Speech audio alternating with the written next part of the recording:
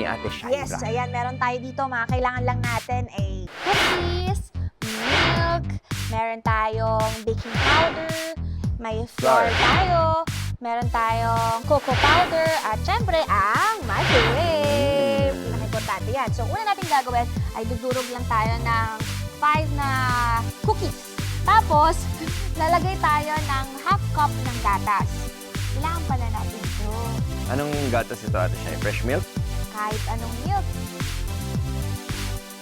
Tapos, durugin na natin. Ayun nga naman, mas mabilis. Ang galing. Oo nga naman pala. Tapos, pwede na natin ihalo din yung flour natin. Lahat, Ate Shaira? Yes, Kuya Chris. Bale, ano yan? Ilan to? Ilang tablespoon Isang to? tablespoon yan ng harina. Parang more, no? Yun, okay. Ngayon naman, ang baking powder. Ito, mga 1 tablespoon siguro. Oo, parang teaspoon. Teaspoon lang ba? Ayan. At 2 tablespoon din ng cocoa powder. Woo! Naamoy mo na ba? Oo. Ayan. Halu-haluin lang natin para ma-mix ng maayos, ng maganda.